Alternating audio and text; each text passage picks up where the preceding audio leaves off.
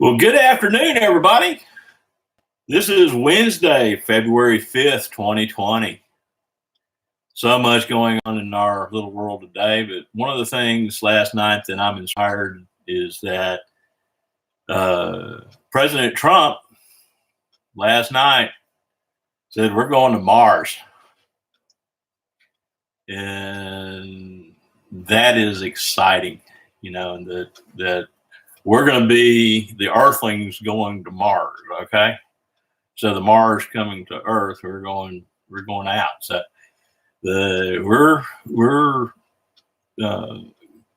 getting ready to take an adventure in our little solar system, and yes, I want to be a part of that.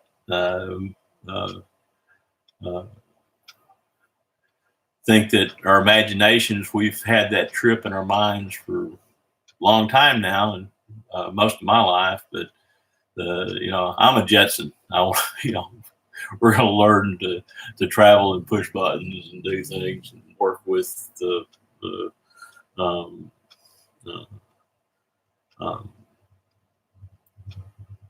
what I call the programming of artificial intelligence. I love artificial intelligence with intelligent TVs and the way that we can do algorithms to be presented with things. I always turn those things off, okay, because I like original thought just coming from my mind. I don't want to be subjected to information that others want me to see. I'm an adult, and I like to find that information that is in my heart, okay? And in my heart is being led and guided, and directed by the Holy Spirit. Today's topic is space vector pulse width modulation. The short version is SVPWM. And it has so much to do with the Oriental motors. I love the Oriental motors. Yes, we're learning to control the frequency and everything with the Oriental motors and the Outrunner motors, all the different configurations. The one I like best is the 48 pole, 36 slot motor. I think I understand it the best now and understand the problems with programming it to its ultimate. The foundation of programming is pretty much reflective, but you have to kind of shift your mind, if you will. And I've forgotten what you call the picture that the rods and cones in your eye can see and transform a bunch of blurry stuff, Mandelbrot sets, if you will, that actually have a picture behind it, but you have to learn to hold your eyes and see that picture come out into a 3D reality. And I don't know what those pictures are called. Love seeing those books when they were first published years ago. And with that, I'm going to present you with this picture right here. And it's a 2D representation, but it does have a 3D connotation to it. And then understanding how that picture works into the programming math of switches to appropriately time what I call rotating EMF. That's a rotating electrical magnetic field. The rotating electrical magnetic field is always in motion, and I would think that a reverse EMF would be what we interpret as the possibility of being EMF to stop things that are already in motion. And so we have very little history on what EMF events look like. I do work with physics quite a bit. as very few people know, but I'm going to tell you.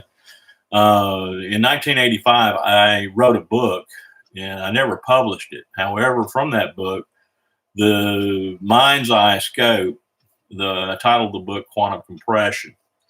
And in that book, I was able to formulate in my mind the slide rule, if you will. And it was just an interest that I had a visual tunnel of in my mind's eye to make the presentation with. And I've used that in descriptions working with computer programming and other people. Matthew Brightwell, when he was in the security business in Australia,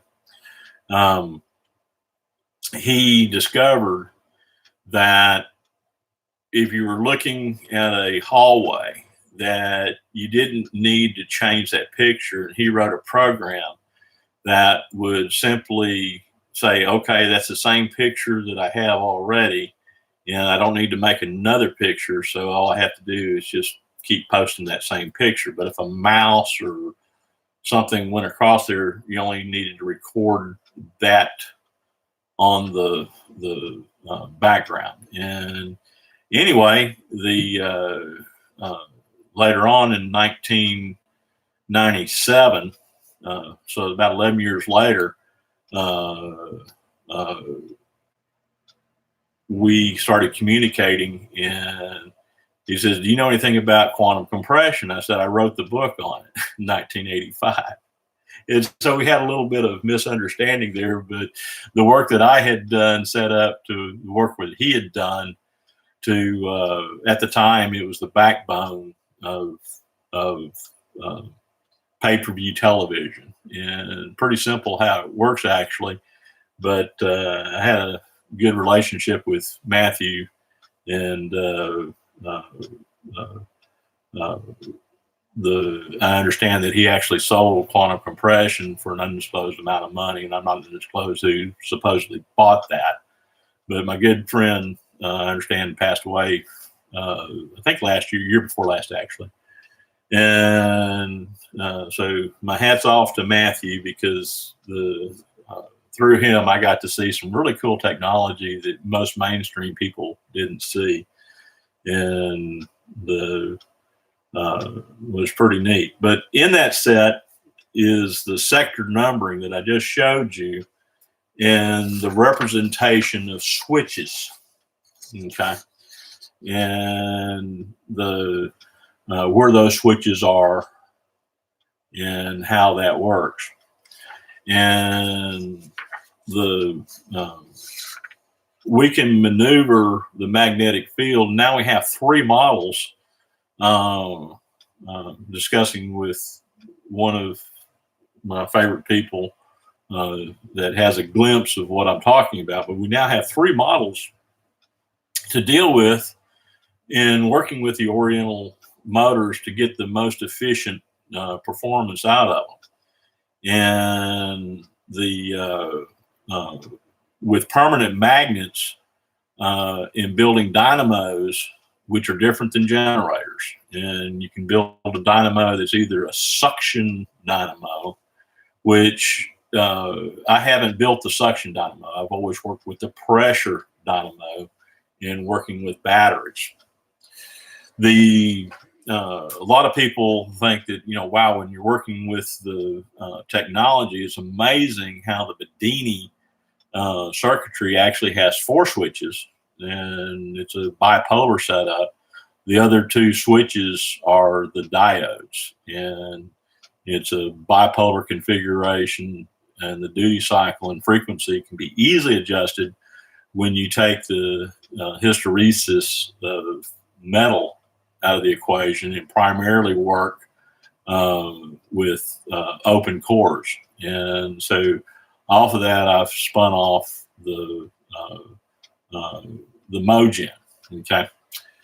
The properties that we have with batteries is that we can extend the Q factor, but it takes additional batteries to do that. And so I've already proven that with the manipulation from the work I did with a schoolgirl motor, honestly, that you can make the system run a long time. And at the 1.5 kW system, I've been able to experience 9 days of runtime before the system finally got below parameters.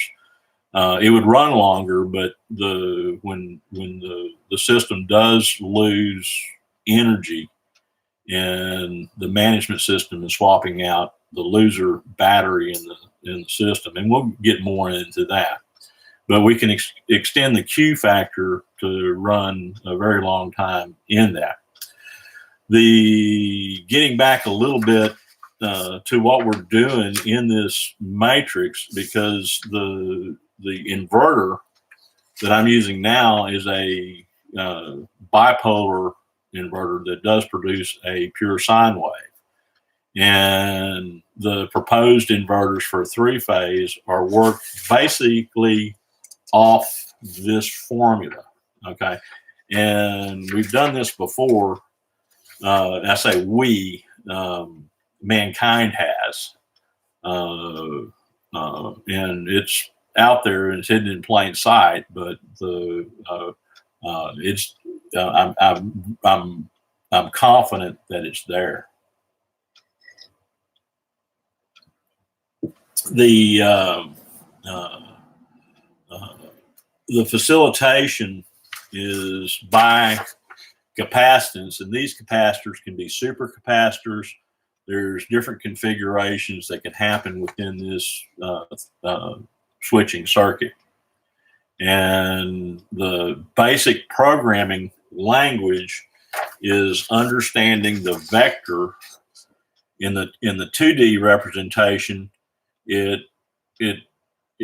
looks like a hexagon, but then if you look deeper to the farthest corner away from your sight, you'll see that it's actually a cube.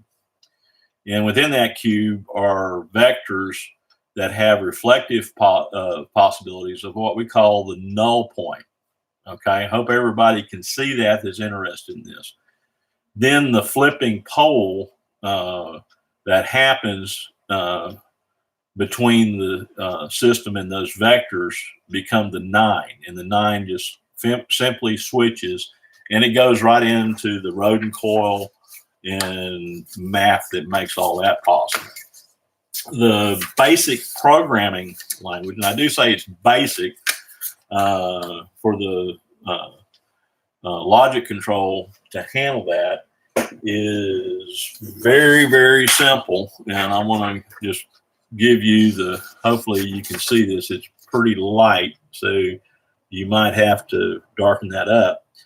But that is the basic programming language for the different switches that can be done, okay? And so it's kind of neat that it became top of awareness that we're going to re-enter space again and go to Mars. That's the proposal that Space Force is doing. And so now with a tool, which that 2D tool that you now see is a 3D model, you can do in other mapping with it to see the other dimensions, if you will, to realize how this electromagnetic field works. And it's a rotating electromagnetic field that we're dealing with in our solar system. And it gets pretty neat. Brings you to the Mandelbrot set and stuff that most people don't even consider. The work that I'm doing is basically very simple in that I want to find the best solution to do 15 kW. And as ultimately the work that I'm doing here for the home is also going to be transposed to the aircraft technology. And I have a proposed plan that is pretty neat within itself. And so the open sourcing of the Mogen is going to be done off the work of the Bedini It's just a scaled up version of it. And it's an elegant solution that I found to promote parametric resonance in the correct way. And we're in testing of that for the open source side of the do-it-yourselfers that really want to get involved with this. So anybody that's following my footsteps, building or acquiring the off-the-shelf parts to do what I'm doing, empowering it, I suggest, I've had 4 years experience, going on 5 years experience now, working with a 1.5 kW version, and it's capable of running up to 26 kW, actually higher. But the problem is the feedback energy, and we propose to do it with different methods, but you have to have a dependable battery supply, and there's no getting around it. One of the things I can share with you, and it's kind of like, the batteries that I primarily developed the 1.5 unit with, was basically limited by the battery design itself. The battery acts as resistor. And so the old days when Tesla was reportedly working with this type of energy, the battery of the day was the nickel positively charged cell, and they didn't do it tubularly. They did it on a embossed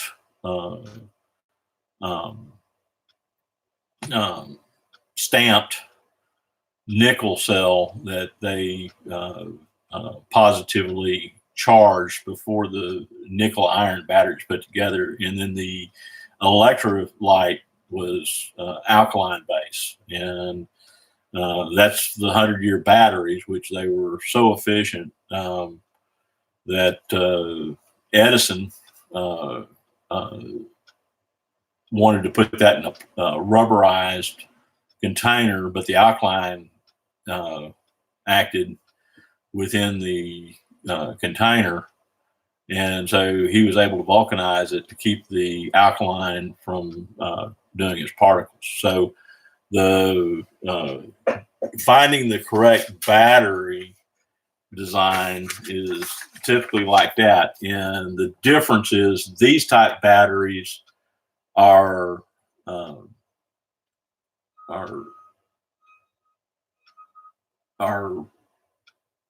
not the technology that we have with the regular deep cycle batteries, and that technology is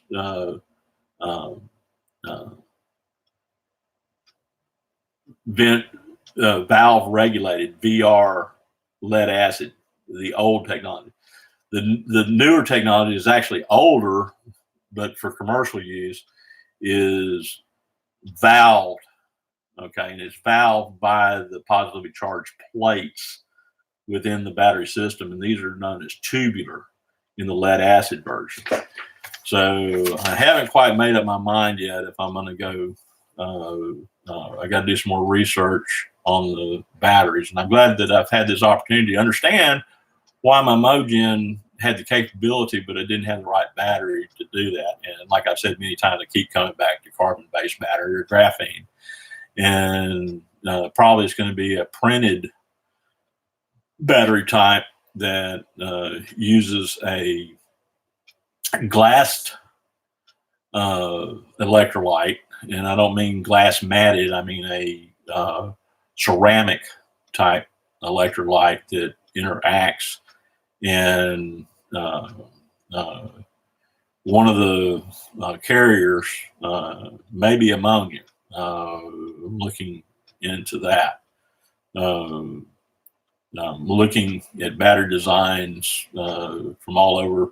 If somebody has the magic battery cell, I know the lithium ions are real popular, but my initial studies that I've done with the Mogen, lithium ions won't work. And so it's still a process that we ought to be able to get extended run times with these type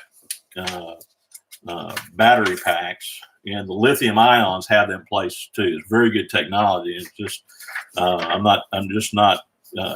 If I'm proven wrong that it is compatible, but my initial setups, I would say negative at this point. Hope I helped you. I hope you guys are having fun. Hope that you're being led, guided, and directed to act your part in doing all the things that you do, and just love you all and love the input that I get from this channel. This is kind of a little venture as far as a channel. I've never considered myself being someone that was really good in front of a camera. I'm not a newscaster by any means, and most of my life I've spent in front of people one-on-one discussing different ideas, making notes to what they were wanting to do, and not sharing their ideas with others. So this has been reaching out over the last year and a half, 2 years to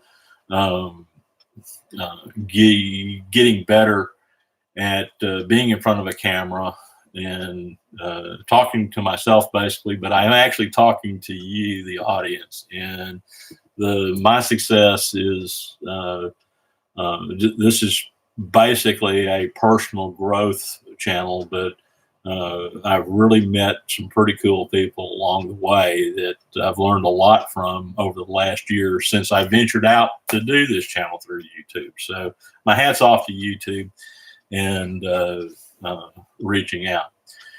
The inverter that I have with this type system would work beautifully, and it's all about kilowatt hours. If you just want to do that, just understanding, design it for full potential, and most are designed to run 4 hours at full potential. Of course, if you're in an emergency type situation that you knew that was going to be an extended time, you can reduce that by just simply turning stuff off and living with the things that you need to, because then the longevity of your battery on its own, without the use of the mogen or the use of a generator or the use of solar power or the use of wind power or the use of hydrodynamics,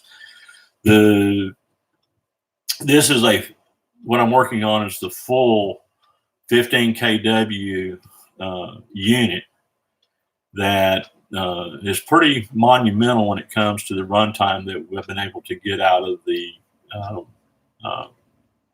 1.5 kW.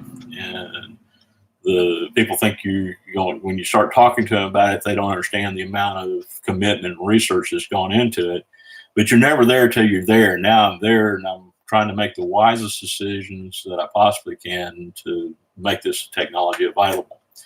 If you just need a unit that'll run for 20 minutes, yeah, you can go out and just buy some 100 amp hour lead acid batteries and hook them up. And one set at 48 volts will run about 15 minutes at wide open. But if you're running less than that, of course, you can extend the runtime, and then putting batteries in parallel.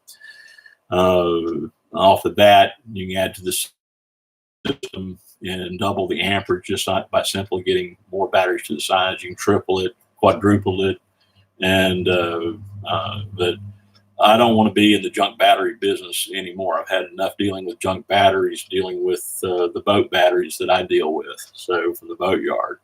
Can I use those technologies? Yeah, you can use them and be fine with it. The only thing is the weakest link in the chain is going to cause you a problem somewhere in there. And so looking at 100-year design life as opposed to a 25-year design life, looking at 20-year design lives is really where it's at. Because basically, when I set the system up that I want for myself, I want to be able to just set it and forget it, and everything's going to be fine, and I don't have to do too much maintenance on it. So we'll let you know how all that turns out. You're going to be able to watch as pieces come together. But understand the 216-hour runtime at 15 kW is monumental. And like I said, if somebody knows exactly how to do it, then looking for that information. One of the things reaching out about batteries in these jar type configurations is that they're heavy, and the Chinese manufacturers know this technology inside out, upside down, and backwards of the tubular lead acid, vented lead acid batteries, VLA, as opposed to the vented regulated batteries, which are the less expensive ones. So that's the report that I'm giving you today. And again, I hope you guys are having fun, because we are. Love you all. Blessings to you.